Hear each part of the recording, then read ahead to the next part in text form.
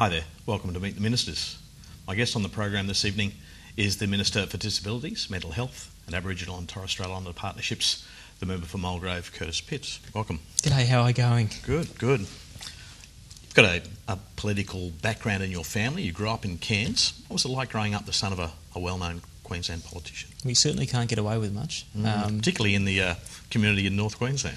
Absolutely not. I think there's a fair bit of scrutiny on the families of politicians, full stop. And I think there are other families where they've been sons or daughters of politicians who've maybe followed in their footsteps. And in my experience, most people in my position ran as far the other way as possible because they see how difficult it can be sometimes on the family and the pressures that it can put on you. So I think if you're involved at all, you really you want to be involved, and that's the reason you're doing it.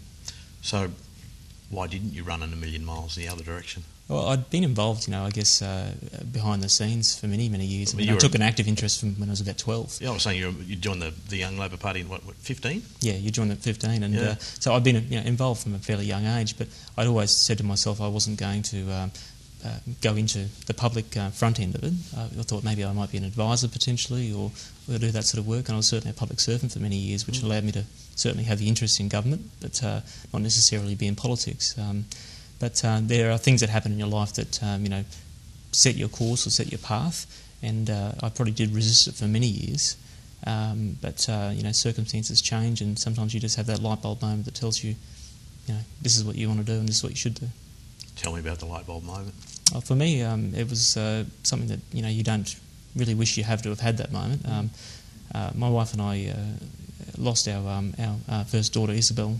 She was stillborn, full term, in 2008, and at 41 weeks, and one of the most difficult experiences we've ever had to go through.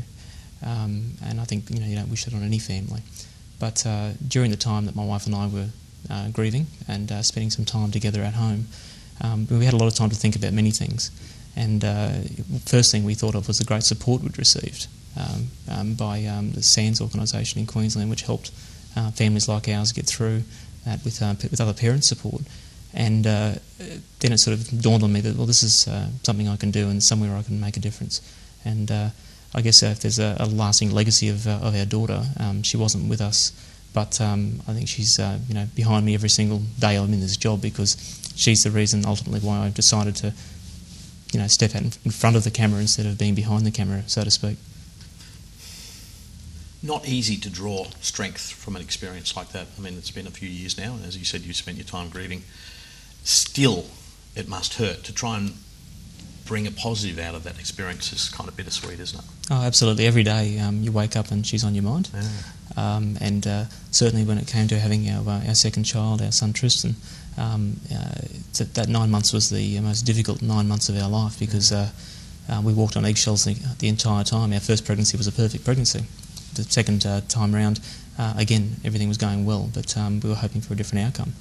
And very unfairly, towards the latter end of the pregnancy, about 7.5 months, unfairly I put my wife through an election campaign.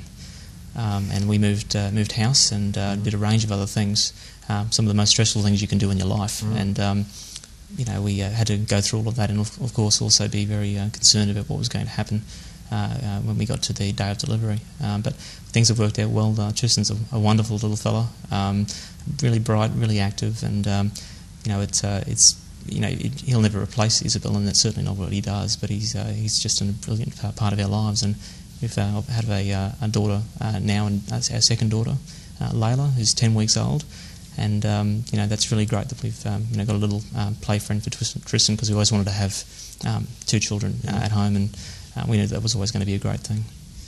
Well, tell me about the Ride for Isabel. Then you've started this fundraising, a charity event, which embraces your love of exercise and cycling. What caused this to come together? Obviously, you would have had thoughts about this pretty early in the piece, I'm guessing, but what galvanised it into this 100-kilometre ride through the hot and steamy roads of North Queensland?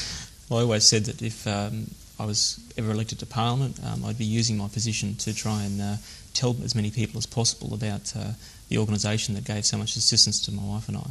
And the bike ride offers an opportunity to raise awareness about stillbirth, and of course also raise funds. And I think it's I've always said I'll be the only person maybe on the bike ride potentially one day, but I'll be riding it every year. And we've been very lucky. We've managed to grow the event from 1 day to 2 days between the first and second year, and we're looking to expand it even further. And it's amazing how many people in the community are actually directly touched or know somebody who's suffered early pregnancy loss or stillbirth. And it's not one of those communities you really want to be involved in. Maybe it's like the cancer community, but you meet people you may not have otherwise come across. And I've had people come up to me in the street, complete strangers, and say that they really appreciate the fact that we're talking about this because they didn't know how to talk about it, or they felt too uncomfortable to talk about it. So, look, I talk about this as often as possible because there are more stillbirths per year in Queensland than there are deaths on our roads, and that's how many families are affected. And I guess you find this as the Minister for Disabilities as well. Like you say, it's that group of people that I guess the wider public doesn't necessarily hear about, because unless you're involved in that demographic, for want of a better word, it's not necessarily a subject that's easy to share with your neighbours about what's going on in your life behind closed doors, the grieving process, the things that you have to deal with on a day-to-day basis. Look, that's right, and in my capacity as Minister for Mental Health, one of the big things I'm all about is trying to reduce stigma, and certainly grief as a result of loss is something that can very quickly turn from depression and grief into mental illness. So reducing stigma and making people aware of how many people in our community are affected, but also that everybody in our community can contribute, and it's not something that they need to wear around their neck as something that weighs them down. If everyone can understand what it's about, we can have so many more people getting involved in things in our community, by in the workplace, and in other community ventures. So wherever possible I try to tell people about that, because that's one of the key roles I have as Minister for Mental Health particularly. It's about advocating. Certainly seems to be some positive changes happening here in Queensland and here in Australia in recent times with regards to mental health and disabilities.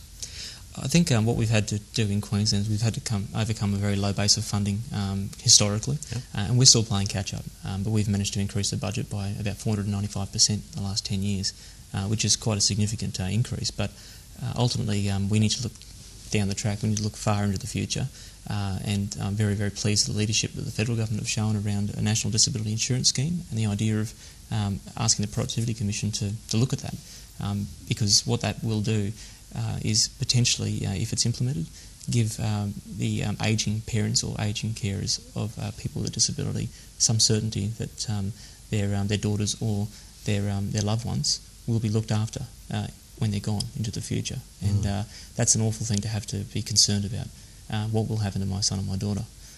So we've certainly given very strong and principled support to draft a report by the Productivity Commission, and we're now waiting, I guess, with bated breath to see what the federal government's response is. I'm very fortunate to be in the portfolios that I am in at the moment. We're at a crossroads when it comes to disability services in Australia, and I think we're having a very important national discussion around mental health, which was started by Patrick McGorry when he was Australian of the Year. So, there's a lot of work to do. A lot of people waiting with bated breath as well, like you say, to see the results. You're watching Meet the Ministers. My guest on the program this evening is Curtis Pitt, and we'll be back after the break.